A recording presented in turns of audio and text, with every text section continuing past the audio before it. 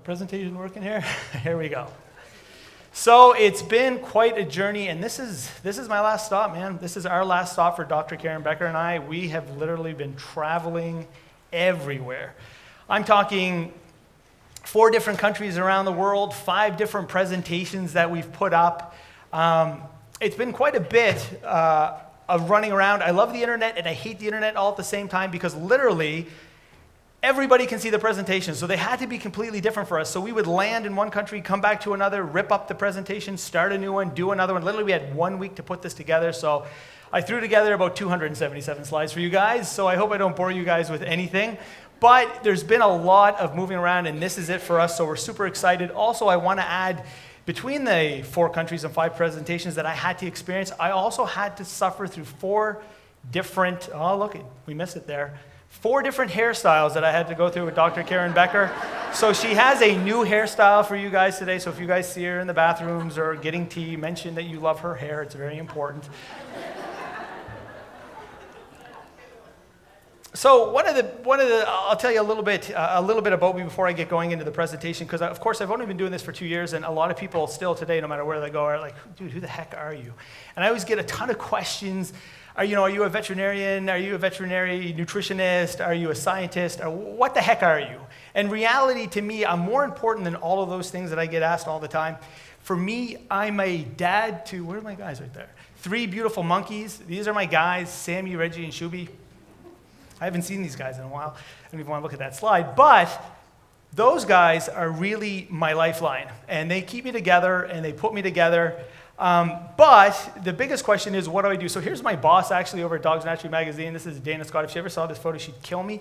But when I get asked all the time, what is he? What the heck is a pet nutrition blogger? Nobody ever knows what that is. So she just tells people basically I'm a storyteller. And so by storyteller, it's putting together information for people to be able to understand things a little bit easier. There's always 2 types of ways to relay information, people. You can push that information onto people, or you can pull them in with a story. We always have those people in the family. I don't know about you guys, but at my house, whether it's my brother, my sister, my father, whoever it is, and look, I know that, eating healthy raw foods and organic foods and everything's so good, and they're like, whatever, I don't want to listen to you, right? But be on the bus with a complete stranger and tell them that same story, and they're so open to it, like, oh my God, tell me that information, give me more information. So those are the people that I love to write for. The people that I can pull in with data, with information, and get them sort of on board with the things that I do. So even the Dalai Lama himself, God love him, we need more storytellers on this planet. So hopefully when everybody leaves here after the conference, after attending it and absorbing all this information, you guys go back and you guys tell beautiful stories that are going to connect people around the world with beautiful information. And that's super important for me.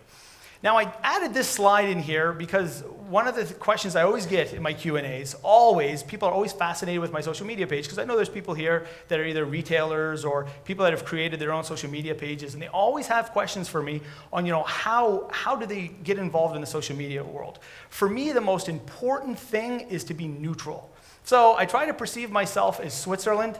I really, really, really want to be neutral when I'm trying to give information. I'm always taking things that are very controversial and trying to relay them, and people, I'll tell you, people aren't always happy all the time, which triggers the next question that I get. Where am I spreading my message today? I went to the largest platform on earth, and that's Facebook. I didn't want to waste my time with anybody else. You can see here from these statistics, there's 1.5 billion people a day on Facebook. I wanted you to be thrown on the largest platform on earth so I could tell people important things. With that, though, of course, comes a lot of controversy and a lot of issues. Gosh, my clicker's not super awesome over here. But I have this quote here that I got from Brene Brown. Brene Brown is a beautiful, beautiful motivational speaker. The best piece of advice I can give people, and I always get this asked all the time, how the heck do you handle all the negativity? Like, how can you handle those comments? So the best piece of advice I can give you is those people that sit up in the cheap seats, those people that aren't willing to be brave enough, like a lot of you, to get inside that arena and be able to relay information and tell people how you truly feel and the brilliant ideas you have, their opinions should mean nothing to you. Because if you focus on those things, they will really, really, really beat you down. And if you can focus on the positive, here today, I mean, it's a brief glimpse. Here's where I'm at right now. On a weekly basis, I can hit about 67 million people around the world to be able to relay stats and information. And I got this super cool letter from Mark Zuckerberg telling me that I had one of the top pages in the world, or in North America that is, just relaying information on pet nutrition. It's not me, it's you guys. Everybody wants data and information on how to get their pets to live a really long time. All right, so now if we come away from all that boring stuff and let's get back on the topic and the reason why I'm here, when Dean contacted me and said, dude, I want you to come to the UK and I want you to rock out a lecture and I want you to talk, but what the heck do you want to talk about? I made it very important that I wanted to talk about longevity, my journey to longevity, and how on earth I can get my pets to live forever. I don't care what it is. If I've got to feed them carrots for the rest of their lives and they're going to live to be 200 years old, they're going to eat carrots. I want my guys to be with me for as long as possible, for longer than me. So one of the questions that I get, yeah, I know, and if anybody follows me on social media, this is why I had this photo here. One of the questions I always get is, or not the questions, but when I talk to somebody about their dogs, they always tell me, I fed my dog this way, and my dog lived a very long time. And everybody has always a different perception of how long their animals have lived. And by the way, Shubi really hated me, my little baby dog. She couldn't even look me in the face when I took this photo, so it was pretty embarrassing there. So the question remains is, how old is old? Like, how old was your oldest dog? You have a dog? Hopefully you have a dog. 21. Oh my God, God bless you. You just ruined the room right now. I can't even ask anybody else anymore. How are people going to beat that? Emma, how's your oldest dog? 11. Isla? 16. You're going to get a variance of numbers all over the board. 21's rock stars, by the way. On how long, old is. I mean, everybody has a different perception of old, and for me, that is my biggest fascination, because I can tell you, I'm trying to find the oldest. So here I am in Australia just a couple of weeks ago when we were at Master Shops, Dr. Karen Becker and I have a massive, massive fascination with Australia. Australia have the most brilliant historical records when it comes to dogs, if a lot of people aren't researching into it, and I brought some of that with me. But they are known for having the oldest dogs in the world. And they don't mess around down there. I mean, here's this dog, Bluey, as you can see. This dog lived to be 29 years old. This dog was fed a raw diet, grew up on kangaroo and emu his whole life, and lived to be 29. Just when you think, okay, wow, no one's going to be able to beat that, there's more on record. And so when I started to dig even deeper, I found another dog out of Sydney. And this guy, Chilla, lived to be 32.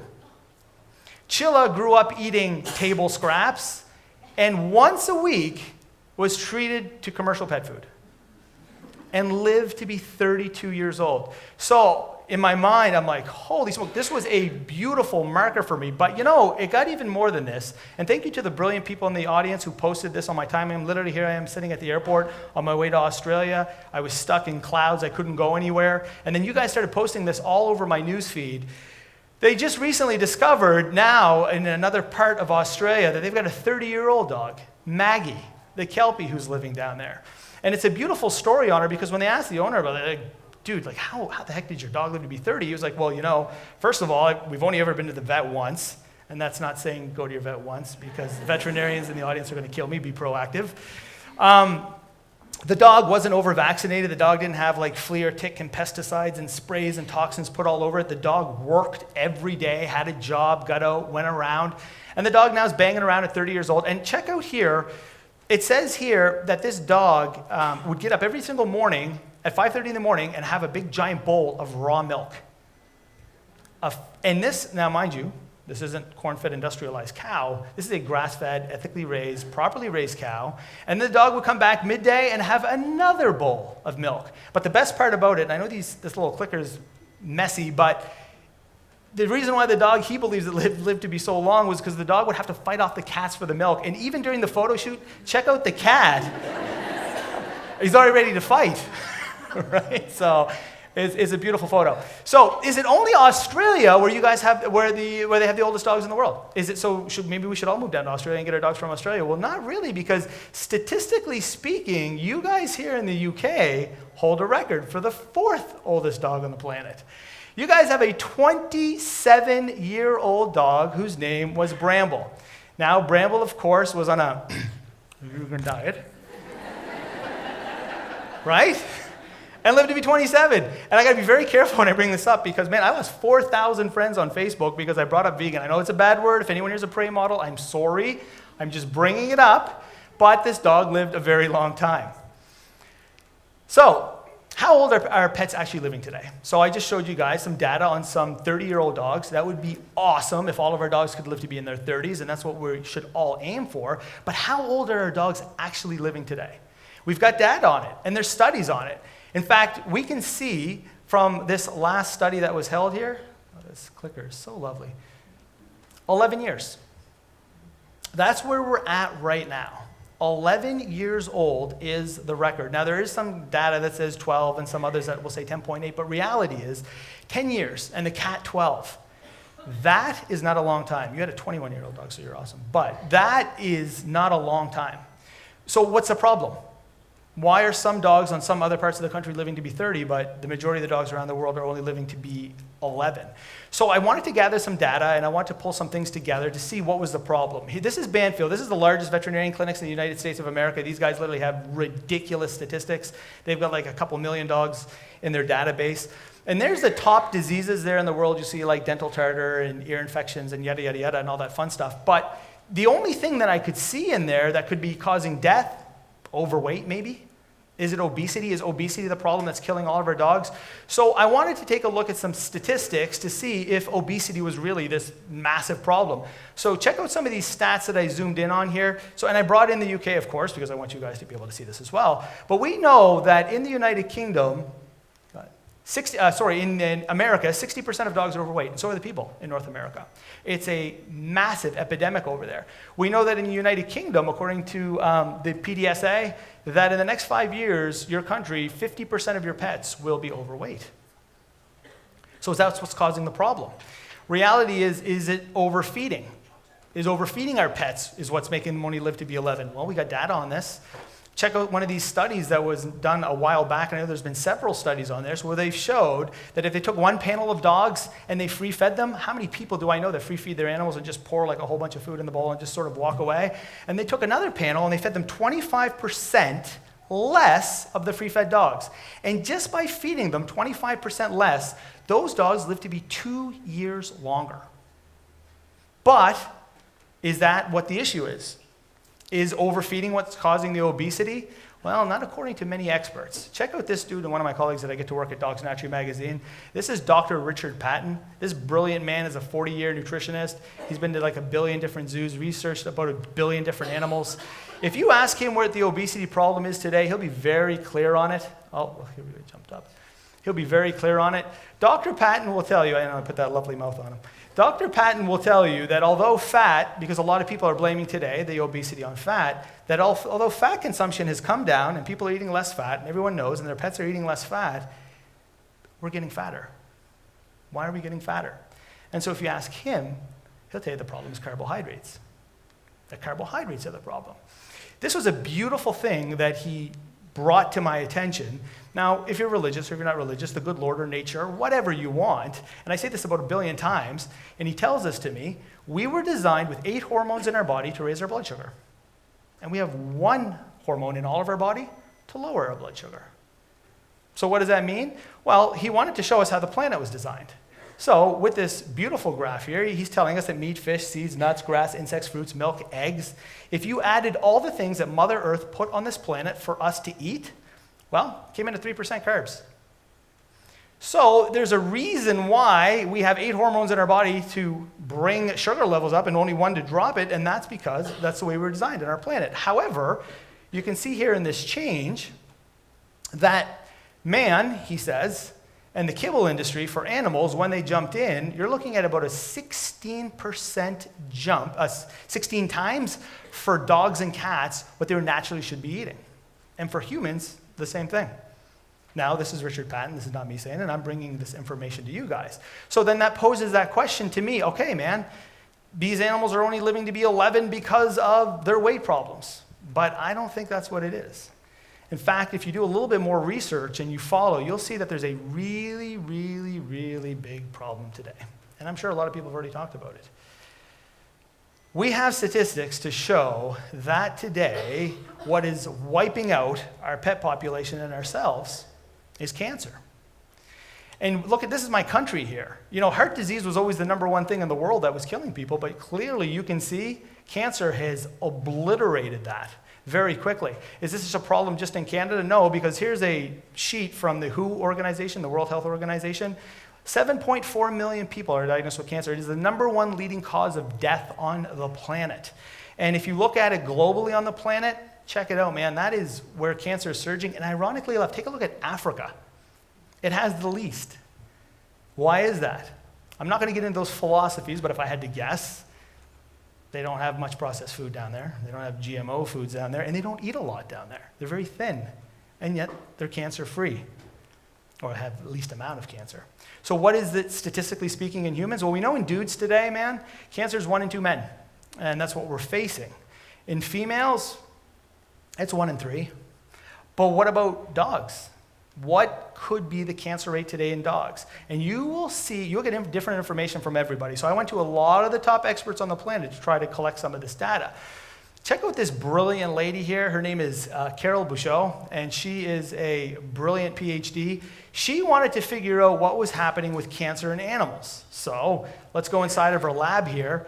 Here's her computer, and here's her terribly boring graph. But what she's trying to show you here is she implemented all the mammals in the world, implemented them on a spreadsheet to figure out humans, elephants, Tasmanian devils, you name it. When the data came out in the very end, the dog had the highest rate of cancer out of any species on the planet. And that is some scary stats, man. That is the problem right now that we're facing. So when I was going around and asking more experts, well, what do you think the percentages are? Check out here. This is Dr. Stephen Blake. When I asked Dr. Blake, Dr. Blake estimates today in all of his research and all of his experiments that it's 60% of animals will succumb to cancer. So dogs, sorry, I should say. So if we took all the terrible, shitty cancers there, Dean, edit that out. If we took all the lousy cancers there, although I hate cancer, we know that 1 in 1.65 dogs are succumbing to cancer. And in cats, the data today is showing around 1 in 3. So, and I'm sure it's probably a lot higher. So that means with all this cancer, and I know I'm depressing everybody, it's very quiet, and everyone's like, great, man, we waited for Rod to the very end of this, and now he's depressed everybody in the room. No, I got some good stuff. But are we all doomed? Is it the end of the earth? Are we all going to die this way? Well, not according to a lot of the experts. And check out here one of my BFFs and this brilliant woman. I don't know if anybody's ever read this book. I know it's sold out on Amazon, Canine Nutrigenomics. But Dr. Jean Dodds told me that inside one of her books, she has a section and an article on cancer and what's going on today. And so she showed me here, if we zoom in, that although a lot of people think cancer is very genetic, I know when I grew up in my family, my mom would say that your uncle or your great uncle or they had it and they had it, and so that means it's in the family and look out and yada, yada, yada. We know that to not to be very true today. It's only 5 to 10% of cancers are actually genetic. We know that 90 to 95% of cancer is lifestyle and environmental factors. And things like pollution and things like stress. And just to even elaborate on stress, I love studies. This is Dr. David Waters, who's doing right now a tour all over America, and it's called the Tour of Longevity. And he was doing a study on Rotties because they die of cancer so early at around 4 to 6 years old. And they were studying the Rotties that were living to be 17 and 18 and 19. And why on earth are these dogs living to be so long? What is it? And with all the data they collected, I was dying to get the information on nutrition. They didn't release it. But what they released was that the oldest living Rotties in the world were stress-free. They had no stress in their lives. And they were picking that up from the owners. So when you had one of those terrible days because you burnt your toast and you're pissed off, your dog would pick up on that energy. So just be happy all the time if you can and be very zenned out in your house. And I'm sure Caroline has some wonderful techniques for that. But stress plays a huge role. And my favorite part here in this is that 30 to 40% of cancers could be actually prevented with a dietary change. My favorite word in the whole world, diet. This is what I focus everything on. I want to know, for my guys at home, what is the best diet in the world? Everybody does. It is the most controversial topic in the world. Politics, religion, and nutrition. People will kill themselves over those 3 topics. Go into a dog park and you'll see people punching each other in the face over which is the best source of food to feed their animal. It is very controversial. And so I've gone on this little tour that I'm doing in this study of longevity to figure out what are the best foods in the world. What are the best fresh foods in the world? But the only way to figure it out is you got to do a little bit of history to find out where food is actually coming from. If anybody today goes onto Google and they just punch in there, what should I feed my dog? You think it's going to be easy, but you're going to come back with a whirlwind of information on what to feed your dog and what's the best food in the world. This is my idea board that I was just fiddling around with. But take a look. You'll see here, if you zoom in on this study, first of all, it breaks down very easy. Processed food or fresh food. I mean, those are the two easiest ways to break it down. And then it goes into another whole category itself, because you're going to feed processed food. What's better? Should you go buy commercial kibble from the grocery store? Should you buy it from a veterinarian clinic? Should you go to a specialty store?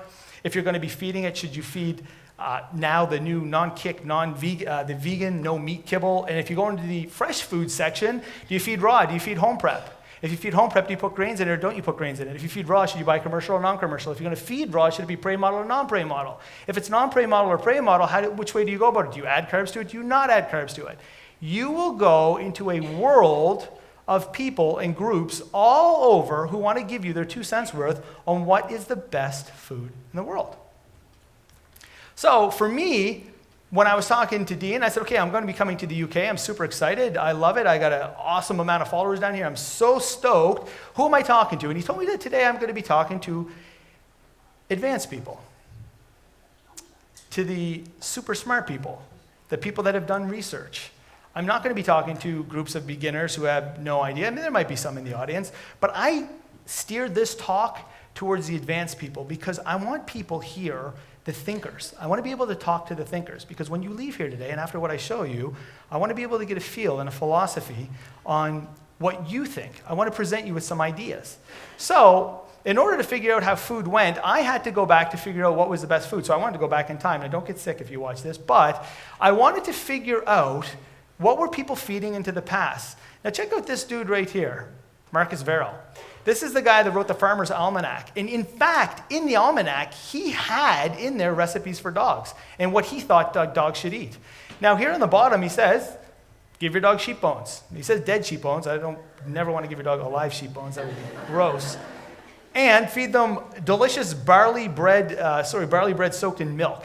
Again, there comes that milk and that dog Maggie that lived to be 30. There's probably a little bit of a correlation there. So, I mean, I looked at that diet. I wanted to look a little bit deeper, so then I went into the Middle Ages. What were they feeding in the Middle Ages? So you'll see here, there was the poor and the wealthy, and there was a huge distinction between them. And they said here, the wealthy would feed these giant stews with all these different types of vegetables. And you can see the introduction of byproducts there, because you can see the livers and all the different organs and things that were being introduced. And unfortunately, the poor who didn't have very much money, well, they were feeding the table scraps. So nothing really there freakish or nothing very new. So I wanted to move forward, so then I went into the 1800s to see what they fed down there. And check it out, this was pretty cool because I wanted to see what the hierarchy were feeding. And according to them, they were feeding, the Chinese empress was feeding her Pekingese shark fins and quail breasts and all these delicious things. But here, I love this part here on the bottom. In Europe, they fed duck, cakes, candies, and even liquor. Don't feed your dogs liquor. So clearly, that's not going to be the best diet. So I wanted to move forward, and then I zoomed into the Victorian era, and this is a very, very cool era, because this is where recipes actually started. This is where people were like, oh man, I got it, dude, I got it. I'm going to put the best recipe for you, and your dog is going to live forever. Just take my recipe. So for people who created the recipe books and that stuff, it was during the Victoria era. But this is where it gets really crazy, because these people were putting ridiculous things into their recipes just to be secret recipes, like a pinch of gunpowder. Well, clearly I wasn't going to feed that to my dog, so I kind of went on from there. Now, here's this brilliant woman. I put this in here because I want to warp to today. And this brilliant woman, Juliet, who was a gypsy, an herbalist. I know she went to vet school and left, and so she wrote that book today that all the experts in the world, if you talk to them, what book got you started on how to feed your pets and whatever. This is sort of the starting point for everybody. But for me, today, I kind of foregone all that stuff, and I went to the pros. I went to the experts, the guys I work with. The magazine I write for is the largest pet nutrition magazine in the world, Dogs Naturally. Everybody, the who's who of veterinarians, write for that thing, so I'll be able to get data from those guys. Why do we got to bother doing all these studies? Let me go ask them, because it's going to be super easy to figure out what I'm going to have to feed to my pets. So I went to this brilliant man. Does anybody know who this guy is? This man is called the father of raw food. This is the guy they say that created it all, that started it all. Dr. Becker and I got to rock out a dinner with him. We got to sit down with him. Beautiful man, very, very nice guy. And so with all of his research and all the stuff that he did, he came out and he said, look, I've done all this research and all this data, and I figured that, if you fed foods that were in its raw state and they were fresh and you added vegetables to it, this was the closest thing to the evolutionary diet. This was the best way to get your dogs to live to be 30, in his opinion. So it seemed pretty easy until this man came along. Now, I don't know if anybody's heard of this man, Tom Lonsdale. Here's where the monkey wrench gets thrown into the whole operation. Tom used to work with Ian, and they worked together. But they didn't have the same philosophies because, of course, Ian Billinghurst, you'll see that, Lonsdale on the bottom here says, raw meaty bones. Just feed raw meaty bones. Vegetables aren't really a big deal. If you want to juice some and put them in there, yada, yada, yada. But don't feed that. And in fact, it got really ugly with these two, and it really messed up a lot of people over time because people had no idea where to go. I mean, here he'll write in some of the literature that the barf is preying on pet owners, feeding them meat with vegetables. And it's ridiculous, and people shouldn't be doing that. And then down here, they should avoid these type of foods. These foods are terrible. And here's where it gets super ugly, because he mentions in a lot of his literature that Dr. Billinghurst is trying to convince people that dogs are omnivores. And so this is confusing for people. Because when you hear that word omnivore, you're like, oh my gosh, I shouldn't feed my animal any vegetables.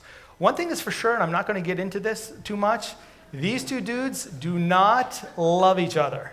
There is no love lost between these two guys, and I'm not going to get into that, but the reason why I'm bringing this up is because as I'm working with these people and trying to get advice from these people, it's not very easy. One group tells me to feed raw, the other group tells me to feed raw with veg. Which way am I going? Then all of a sudden, this brilliant woman comes along. And then she says to me, well, Rod, I think people should be feeding functional carbohydrates as well in the diet, that there's a lot of essential nutrients in those foods. So why on earth would you not be feeding functional carbohydrates? And I think people should be feeding a lot of veg too. It's just that they're going to feed them low glycemic.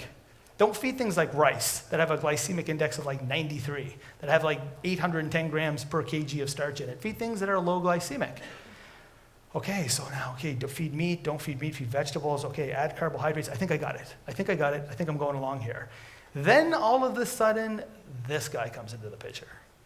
If you really want a giant monkey wrench thrown into the works, let me introduce you to the father of veterinary homeopathy, Dr. Richard Pitcairn. Now, if anybody follows Dr. Richard Pitcairn's work, he wrote one of the first books after reading Juliet's books on how to feed your pets. A brilliant man. Anybody in here that's a veterinarian that took homeopathy, Nick, probably you too, they studied under this man. This guy has been around for like a zillion years. He'd kill me if I said that, but he's I don't know how old he is, but he's handsome, regardless. So he comes out in his book, and he wrote this article for Dogs Naturally magazine. I'm telling you, this article was the most mind-blowing article I've ever read in my whole life. He wrote an 8-page article in there. This was my brain. I was super happy, friendly Canadian. Yeah, everyone loved me. After I read his article, I swear to God, it was mind-blowing. Man, I still haven't recovered from it. My God, I was talking about it last night all night. I really haven't recovered from his article. It is a brilliant article, but do not read that article if you are not a thinker, man, because you will be enraged by it. When he was asked why there's so much cancer, and what are we going to do about it, and how can we fix our pets? Well, he's got a different answer. He's talking about, first of all, that people hate grains, and that grains has been vilified because of kibble, and it was causing issues. And in his practice, he's been feeding grains to animals for a very long time, and animals have been thriving, and they've been doing very well from it, so he doesn't see what the problem with grains are. Why not add them to the food? But he's got a different philosophy. First of all, he was attacked by amylase, because people will say, well, yeah, but pets can't produce amylase in their mouth, so they're not designed to eat grains. And he comes back and says, yeah, but it's full in the pancreas, and in the small intestine, it's all full of amylase, so they should be able to eat grains. I don't see what the big deal is. But I'll tell you what the bigger problem is, and we shouldn't even be worrying about all that. He thinks today that if you want your animal to live a long life, and if you want you guys live a long life, you got to stop eating meat. You want to talk about controversy? You want to talk about controversy? He thinks that we should be eating a lot of organic vegetables and a lot of organic grains. Now, to figure that out, I had to take you guys into this world here. The reason why he's saying this, if anybody is, I don't know if anybody follows the media as of late or know who is, but they just released a massive article showing that if you eat processed meats, if you eat like pepperoni and bologna and salami, if anyone here makes pizza, I'm so sorry, I've just ruined your business, but literally, if you eat processed meats, you're going to get cancer. You're going to increase the fold of cancer by 30 to 40%. And now they're doing data is if you just eat red meat. If you eat a cow, if you eat a lamb, you're probably going to increase your rate of cancer. And so they fired these studies in here, and you can see them here, and I've cut these out very quickly, but these were all the stats they were doing, and they say that you will increase pancreatic cancer and prostate cancer if you eat meat. And this is kind of where he's coming from. So I was saying to myself, my gosh, how is this surging? This is actually surging all over the world. These are articles from Britain, where now they're trying to say that eating meat will cause cancer faster than smoking cigarettes. And article after article, here's one in the University of Texas that's saying eating meat will cause kidney cancer, will increase your rate of kidney cancer. So you can see all of these articles start flying in from all around the world trying to say this is where the problem is. So in his concluding remarks, he's look, I know this isn't the only factor, but I bet you this is the main factor of why all this cancer is going on the way it is. And I'll tell you, it did not go very well with people. People literally almost lost it after the article. Now, I did put this little tiny section in, because this is my part into it, because he elaborated very small on this, but I did put in this little lecture with this little beautiful slide here. Here's some statistics that we know today what's going on. I mean, here, as you can see, the average human urinates 7 different pesticides a day. Everybody in this audience. One of the latest studies. Over here, you'll see that we have 2 billion pounds of pesticides, fungicides, and larvicides put on our produce every single year. Down here, you'll see that the average Joe walks around with 212 different chemicals in their body on a daily basis. And I'll keep zooming through these quick, where they tested the umbilical cords of babies. I don't know if you guys saw this. And they took the umbilical cords of unborn babies, and they found 180 cancer-causing agents just in the umbilical cord alone that the mother transferred onto the baby. And then, of course, down here on the bottom, they tested dogs, and they found 40 out of 70 different type of industrialized chemicals and things like that into pets. We've got a pretty big problem when it comes to how toxic this world is. Of course, meats are a problem, but when Dr. Pitcairn wrote that article, I will tell you, Dogs Naturally probably lost 40% of the subscribers. People lost their marbles, because you want us to feed our animals veg and grains? Are you crazy? This is where the controversy of all this information lies. You know, you talk to all these beautiful experts, and everybody gives you an opinion. It doesn't matter who I talk to, and I'm blessed to be able to work with the most brilliant people in the world. I don't feel like I'm any further today than I was yesterday, but I have learned a lot about what's going on, which is super important. And this is kind of what I wanted to bring and show people today while I was here. So what do I think? After I put all this data together and I merge it all together, what do I think? I put this slide in because I always thought I knew a lot. I mean, I've got this glorious wall of awards and things that I've done over the last 2 years that I wrote, and I literally thought I was this big, giant, happy-go-lucky fish in this little tiny bowl. I thought I knew it all. And then I attended this lecture that made me realize I really don't know much, and I'm this tiny little fish in this giant ocean. Now, I don't know if anybody was in Chicago this year and saw these 2 brilliant people here, Brown and Becker. But they came on into Chicago, and they literally obliterated diet after diet, and showing why today that these diets aren't really working out so well. And so the biggest thing for them was about balancing and numbers and the things that were happening. Look, this is one of the most, I put this phrase in here because this is a phrase that a lot of people, my nanny says this to me all the friggin' time every time she's something terrible, but we've always done it this way. This is the way that we've always done it. So why don't we just keep things the way they are? And it's not broken, so why try to fix it? Oh, it's broken. But for me, I was always taught and trained where I worked that if I fed ethically raised meats that were grass-fed, if I fed all of my vegetables that were organic and things that were seasonally cultivated, if I mixed in a whole bunch of herbs, if I fired in some turmeric and some kefirs and some dairies and everything, my dogs were going to do awesome. That's what I was trained. That's what I was taught. Well, that came to a rude halt, let me tell you. Here's where I was trying to do.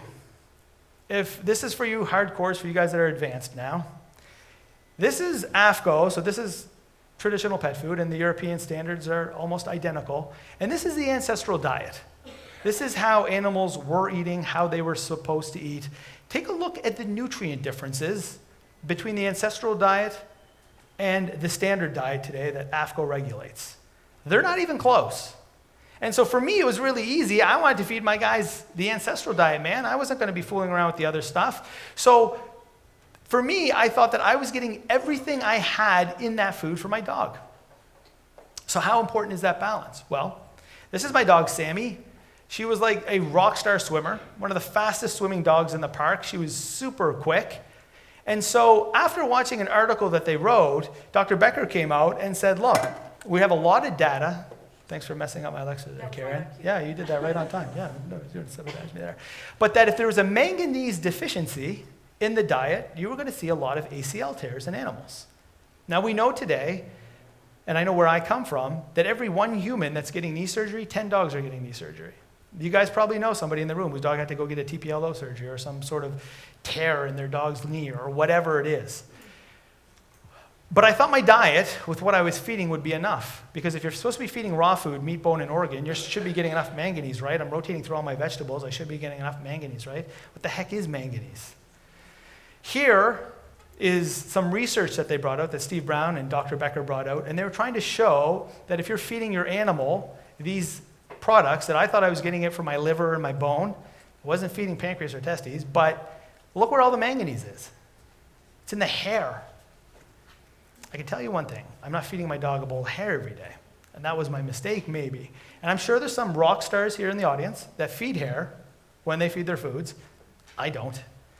So I thought I was getting enough from my diet. So take a look here, and I'll highlight it. I wanted the ancestral diet, 3.1 milligrams. This is going to be some really boring math, and I'll go through this super quick. But I needed to know if I was feeding my dog the right food. So I'd like to think I know a lot. So I went and I feed my dogs ethically raised, grass-fed, free-range meats. I go to the farmers. I know the farmers. Nothing is genetically modified. All the animals are eating beautifully. So I thought I had enough. How do I figure it out? I analyze my food. So I send my food off. You can get it done for about 20 bucks, 50 bucks maybe.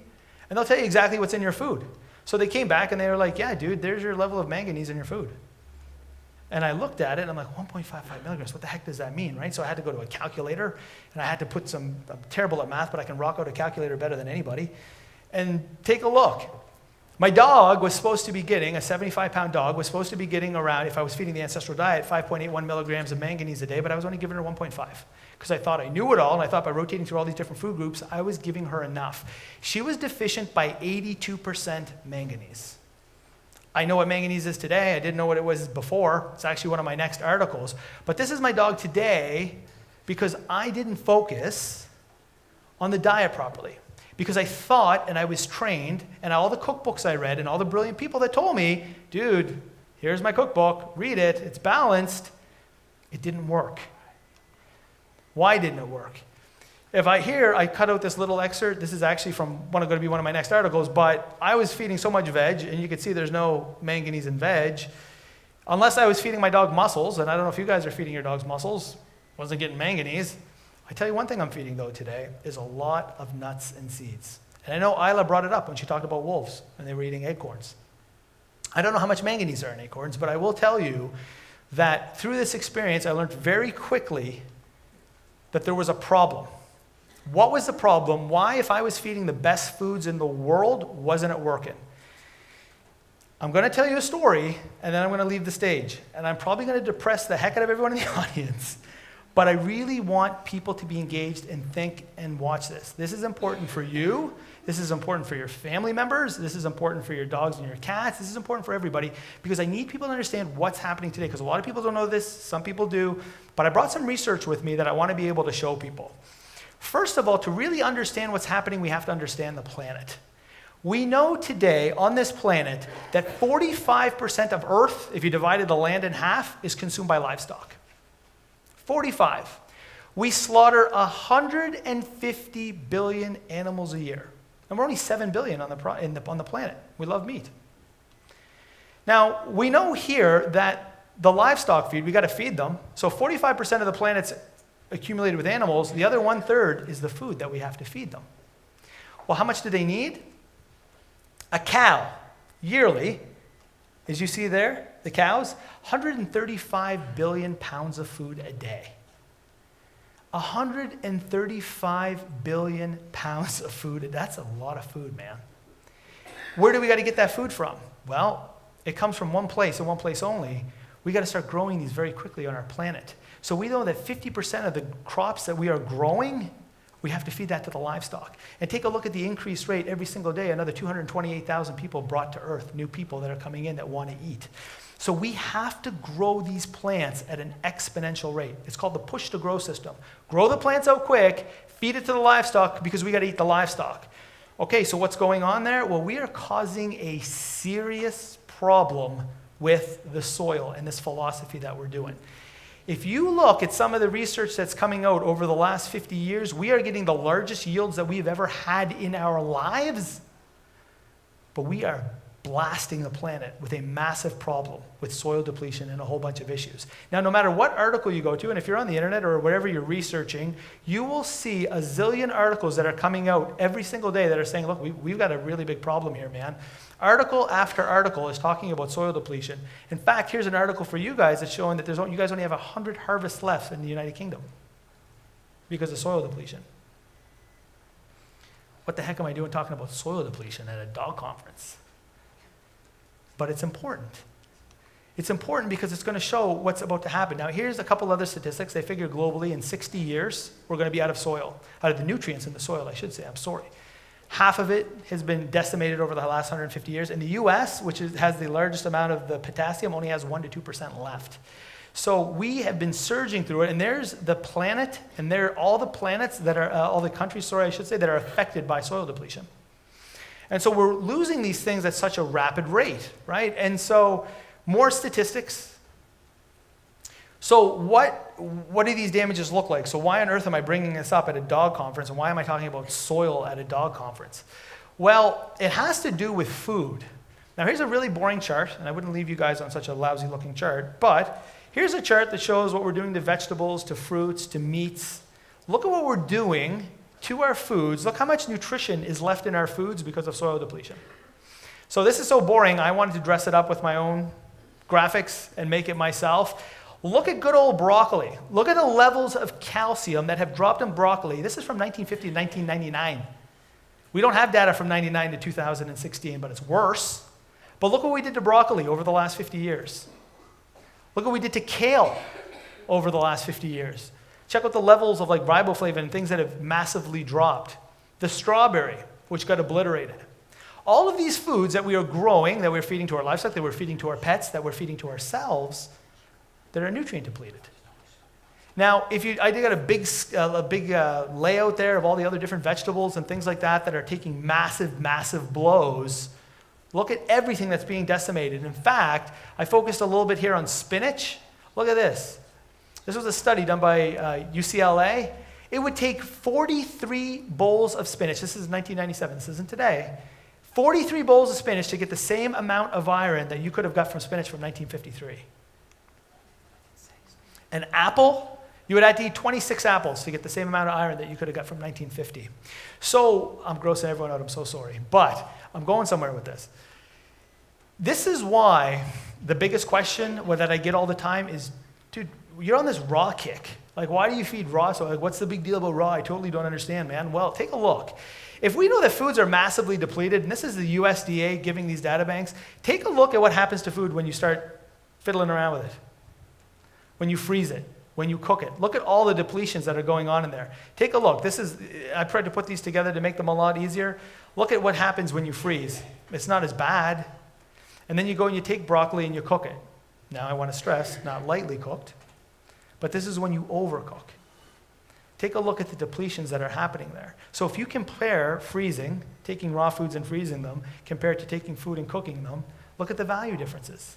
You can get this stuff on the USDA. This is available for everybody. And if food is already nutrient depleted, imagine what we're doing. This is for humans. Because now that you take your food and you cook it, look what happens when you reheat it. When you fire it back into your microwave and you cook it. Literally, we're decimating the nutrients in the food. Cancer rate, did I mention, is 1 in 2 men, 1 in 3 women, 1 in 2 dogs? So, back to the nutrient depletion issue. Here is where I'm trying to get at, and here's where Richard Pitcairn is trying to get at. I'm not saying that I agree with Richard Pitcairn, but I understand where he's coming at with a lot of these views. Take corn. That's what we feed cows. Or soy. Take whatever you want. See how depleted it is? I made you a fun little visual here. This is Mr. Cow. Now, if we went up to Mr. Cow and we offered Mr. Cow that nutrient-depleted corn, well, he's going to get super chunky, and he's going to look delicious, he's going to be happy, and he's going to be ready to be eaten. Here's some data from the USDA data banks showing us what's happened to meat and what's happened to chicken. Look at all the nutrition that's been depleted from these animals because they're eating nutrient-depleted foods. Now, here is a wild duck of yesterday, and here's a duck of today. And look at the differences in protein. Look at the differences in fat and calories. They've lost protein, but they've gotten fatter, and they've got more calories in them, more satisfying. But take a look at what's happening with the nutrients. Look at the massive losses in yesterday's duck versus today's duck.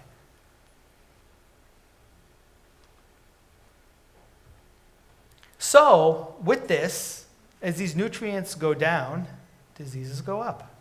And so we've got studies to show, look at all the disease factors and all the different diseases that are going up and all the levels of sickness that are going up because the food is so depleted. So, I put together some of these quick stats to even show you how animals are being, and how quickly, you can see here, it takes 6 years to get a steer to get going versus 20 months. Cows today are being milked for 9,000 kgs of milk per year versus 2,000 in 1956 because we need food, man. We need it fast. We got to grow it fast. We got to get it coming out. Chickens, 6 to 7 weeks, when they usually take a lot longer to grow. We got to grow those chickens faster. And so with all of these things that are happening, are we causing problems? I'm telling you, a lot of experts are saying we are causing some massive, massive problems the way that we're growing things. And now I'm coming into the last point of this, which is factory farming. The problem with factory farming. Look, I'm on this new kick with this new vitamin. And this new vitamin, it's called vitamin D, especially primarily vitamin D3. And I've been talking about it. If you follow any of my blogs, you'll see that I'm going on about it. We know that there's a lot of link between D3 and disease. So chickens who would be outside in the sun would be absorbing wonderful rays of D, right? Because you got to be out in the sun to get vitamin D3. So these chickens would be absorbing all of this vitamin D, and they would be doing rock starish. But the problem is today that when you take the chicken and you fire Mr. Chicken in a cage, and then you take Mr. Chicken and then you fire him inside of a barn, he can't get any sunlight. He can't get any D3. So Mr. Chicken now is depleted in D3. In fact, how bad is it where they've done a whole bunch of research, and here's a whole bunch of boring studies. They've showed that eggs today are so decimated with D, because these chickens have been kept indoors, that you'll see here in these statistics that the chickens that were outdoors had 3 to 6 times higher levels of D than the guys that were stuck inside the little barns. And nobody ever asks where their eggs come from, but maybe some do, some of you rock stars do, but not everybody. But here you'll see the levels, 142 versus in the low 40s, there's been a 73% shift in vitamin D because these chickens are all barricaded inside these cages, which are barricaded inside these barns. So now we have a lack of D3. So you guys are, okay, man, dude, now you're talking about D3, you're talking about soil, I don't get it. Well, we know now in research that they're saying one of the most important vitamins in the world, sorry, and I zoomed out of that, is vitamin D, as you can see there. They're saying it's one of the most important nutrients, and it's being heavily studied today. And you guys here in the UK, you guys got a massive problem with that because you guys get no sunlight. I know we've been here for like a week, man. I haven't seen the sun. I'm going stir crazy. God love all of you. You guys are beautiful people, but you guys don't get a lot of D down here, man. And there's report after report saying that here in the UK, there's a lot of problems health-wise with people and this D issue that's happening. In fact, if you follow all this data that's going around all these places, look, you see all these different types of diseases and tuberculosis and diabetes and all these things that are being caused with low D. In fact, here's studies, and these studies that have come out, they're saying that low D is even causing obesity now. These poor people are trying to lose weight, but they can't lose weight because these D issues that they're having. But there's something more specific to me when it comes to D. Now, this one was the last study that came out that said the UK, 75% of the population is deficient in D. So what does that mean for pets? Well, we know for pets, D is super important. reduces inflammation, chronic inflammation, boosts the immunity. D is very important for pets. So how do they get it? They have to get it through food. They can't get it like us through the sun. We know vitamin D, go outside, lay in the sun, you get vitamin D. They can't. You'll read a lot of books. I read a lot of books where veterinarians are writing in the books, take your dogs outside for a walk, they get a lot of vitamin D. Not true. They thought it's not true. In fact, they shave dogs down, put them outside in the sun, they can't bring in D. They have to get it from their food. It is super important that they're getting it from their food. So why so important? Well, we know it's so important because of all the data and the studies that are coming out with the lack of it. Take a look now that they're doing the research on animals and they're finding that low vitamin D is causing GI problems. How many people come up to you and say, oh, my dog, man, he's got just all these gastric issues and he's got all these problems and I don't understand it and I've switched all these foods, and it could be leaky gut, it could be 100 things, and it could also be a deficiency in vitamin D. And then more studies that come out now and they're showing that they're linking it to cancer. In fact, it's the top of the list of research. They're showing now that women that have breast cancer are low in D3. Anybody that has cancer is normally low in D3. And there's a correlation between the two, and they're doing a zillion studies to find them out. In fact, they've got data now where they can even show you levels of D3 and where you should be in D3 levels. So if you're below 40, you've got a 4 times the risk of getting cancer. If you're above 100, awesome. Who here knows the levels of their dog in D3? Who here has done a vitamin D test on their dog?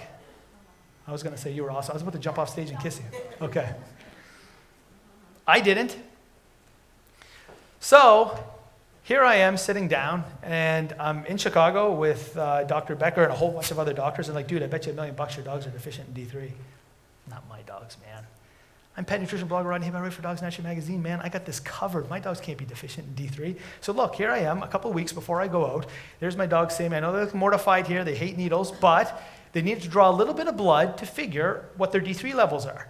I have to stress, it takes me 45 minutes a day to make my dog's food. I swear to God, God kill me now if I'm lying.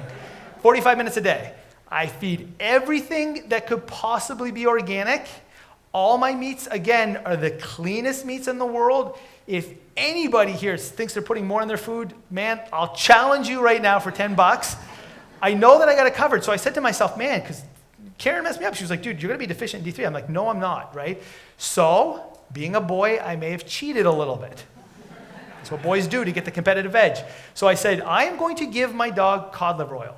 I know cod liver oil is high in vitamin D. I know it's also high in vitamin A, so I've got to be very careful. It could be toxic. So I'm going to give my dog 3 pills of cod liver oil, and I got this. I got this because I know these animals are outside in the sun. The farmers told me they're outside in the sun. The levels should be awesome. Here I am. Actually, I was in Australia when the results came in. Take a look. This is Sammy's result, my white shepherd that I tested. I know this is very small, so I kind of zoomed in here and blurred it out.